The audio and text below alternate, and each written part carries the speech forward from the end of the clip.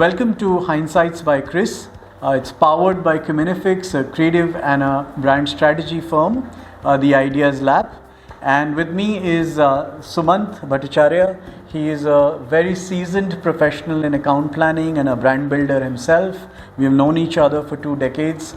On this episode, which is the first episode that we're doing together, we're going to be delving into festive time in India and building brands. So we're going to be elaborating and discussing all aspects and what we call hindsights.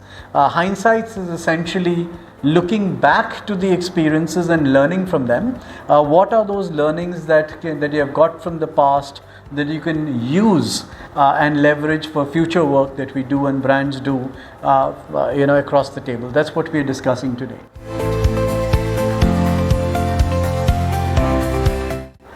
So when we start unpacking the idea of festivals, what are the things that come on top of the mind? What are the hindsights that are the headlines? I would say that hindsight number one is one of the most foundational ones, and it has to do with the idea of festivals in our culture, how they're embedded, how we have lived them. And I think that itself is in a state of flux.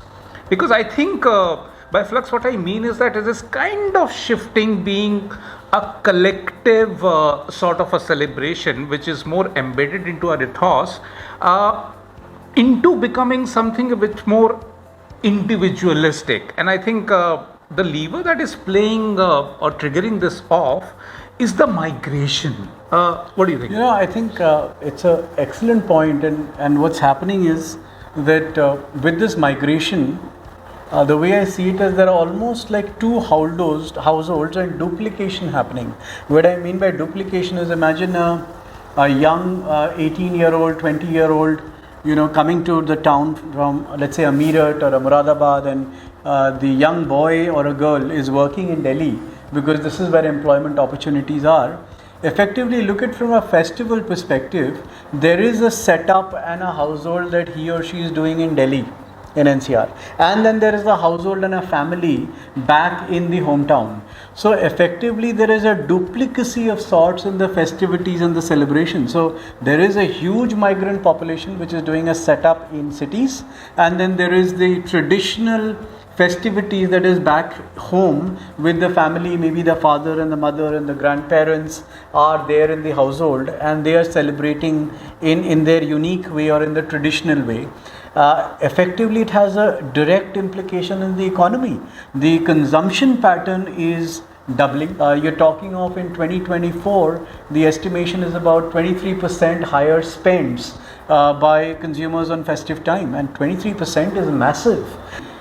From previous year is the increase that they're talking about, and the value runs into 1 lakh crores. That's the amount that people will be spending in India during this festive season. So it's big money. I guess the tussle between that collectivism and individualism is playing out, and when you talk of the categories that people are picking up and the growth that we're speaking about, that's a huge spike. But what if you try and granularize it, if you try and slice it further, the same report and certain other reports say that certain categories that are doing very well and take the top of the mind in terms of expected sales are stuff like a smartphone or even a speaker or even a headphone.